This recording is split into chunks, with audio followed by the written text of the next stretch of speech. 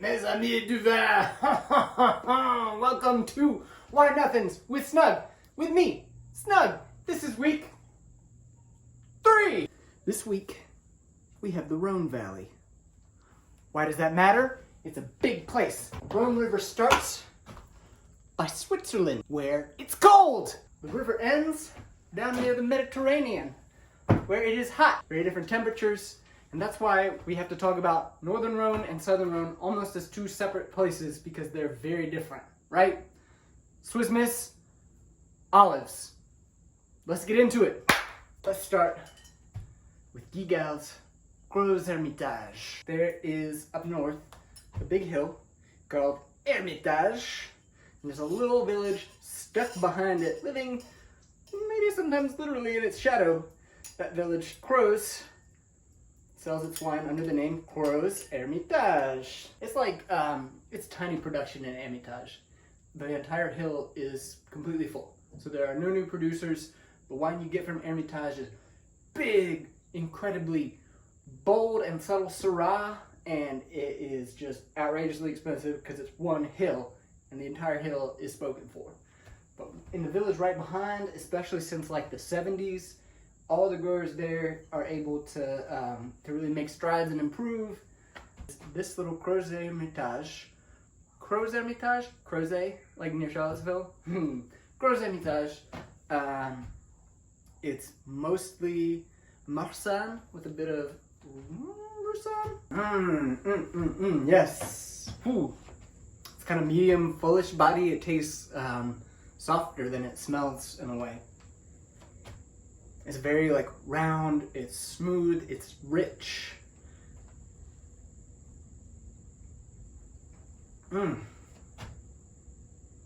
It's not a big fruit bomb. It's not super juicy. It's really kind of elegant. It's big.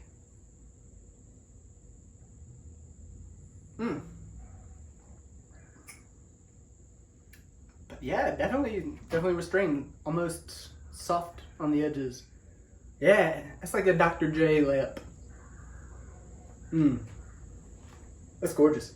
Crozes-Hermitage, why do we like it? If you're gonna spend $30 on a bottle of white wine that you do not intend to age, what, like an old bottle of Riesling? You want it to drink in a way that is mystifying, complex, and satisfying. Gigondas, Crozes-Hermitage, or as I call them, Guigo, rhymes with Smeagol. Let's talk about something from the south. The village, an area surrounding it of Lirac. It is a little bit to the west of Châteauneuf-du-Pape. It is one of, I think, 8 villages in the southern Rhone that instead of just labeling all their wine as Côte du Rhone or Côte du Rhone Village, they get to label it under a single village's name. Châteauneuf-du-Pape is one of those. Gigondas, as we'll get to later, is one of those. Vaquera, all of their names are very fun to say. So this Lirac is a little bit unusual for the south in that it is all Syrah. This little buddy, $15. That's the same as a lot of Côte du Rhones, right? So, you know, that price, take a shot down the field. Get a little off the beaten path, right? That's what we're about. A little bit of some bright red fruit, but it's not a super jammy, fruity wine. It's not like Shiraz at all. Domaine de Cos Lirac. If you're gonna spend $15 on a bottle of Côte du Rhone, take a shot down the field. Get a little off the beaten path, right? All Syrah. Very unusual. Earthy. Minerally even. A little floral. Complex. Decanters! Why do we need them? Because we want to get air into the wine in a hurry up. Because we're drinking wines way too young. These next 2 wines both cost about $42 and $41. Why do you spend $40 on a bottle of wine? Shouldn't be to drink tonight, right? You put it in your basement, you see what it's like for this buddy maybe in another 8 or 10 years? I don't know. We're going to get into them today, which is incorrect. Why? because we're after the pursuit of knowledge. Tasting is believing, right? So we're going to start by splash decanting Famille Perrin's Gigondas. This Gigondas is from a village right beside Châteauneuf-du-Pape almost, and they were actually the first in the Rhone Valley to get their, in the southern Rhone, to get their appellation made into like a, you know, a single village. All these big reds from the southern Rhone are kind of considered earthy anyway, right? They're not about like the sort of like reserved bankerly finesse of a Burgundy, right? And their price certainly reflects that, importantly.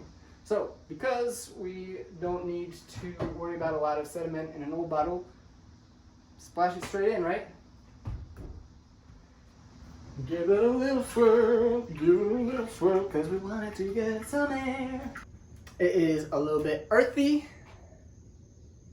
You can smell like it's reasonably high alcohol. It's bustling, it's big, it's got presence, it's got just joie de vivre. But it's got all these little subtle kind of aromas around the edge. You know, you get like big, focused kind of ripe cherry fruit.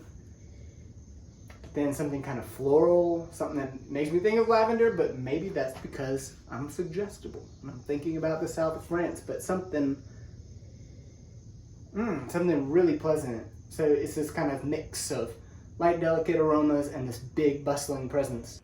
Famille Perrin's Gigondas.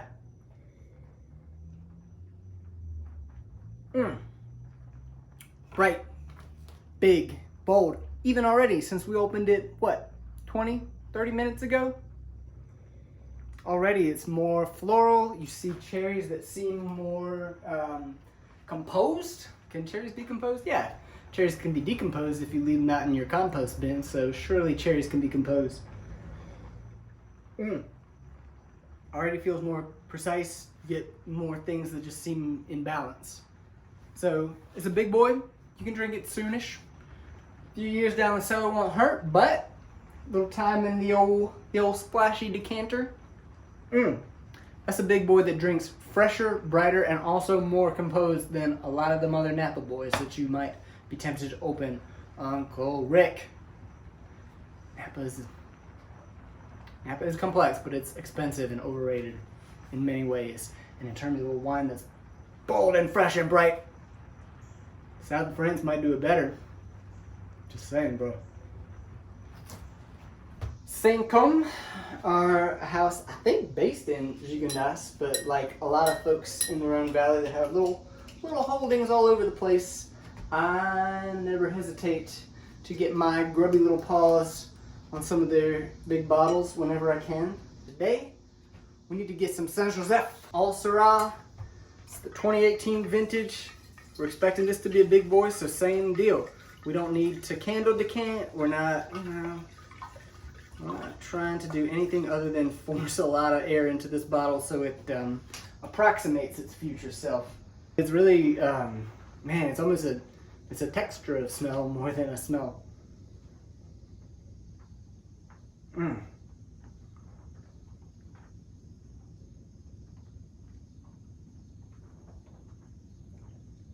I fear we have done a great disservice to that wine by opening it this young, but that's a big boy. It's got big old intense tannins. It's super closed up right now because we just opened it, even though we threw it in the decanter. Like, that's a wine that's gonna go miles and miles and miles. And you can see it over 5-8 years. It's gonna hit little plateaus, you know? It's going to develop all these secondary and tertiary aromas.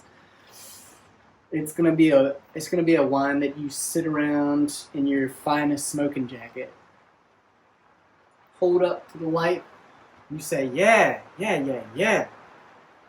What do we say? Like, I'm not your financial advisor. I can't tell you, like, this is a better investment than bonds, than stocks. But I know what this is going to do in my cellar. I don't know what the stock market is going to do in the next couple months, and I always keep a rainy day bottle or 200 in my basement. That's Saint-Côme. That is a big but understated, subtle, peppery, beautiful, atmospheric monster. That wine will show magnificently. That's the wine you put in your basement. You don't tell anyone about it, not even yourself, if you can manage it for 5, 8, 10 years. In France, they say that there's Burgundy, there's Bordeaux, and maybe number 3, if you want a red wine, everyone says, oh yeah, the Rhone Valley as well. This is the problem with numbers. You know who was a number 3 draft pick? Michael Jeffrey Jordan. Really, the Rhone Valley is a big place with lots of different wines. It's got more variety than either Burgundy or Bordeaux. It's got everything for you. It's got whites that are big, soft, round, floral, earthy, almost nutty. It's got reds that are bold, brash, intense. It's got reds that you should throw in your cellar and not see for 5 and 10 years. Yes, it's got everything. It's got everything for us. It's off the beaten path.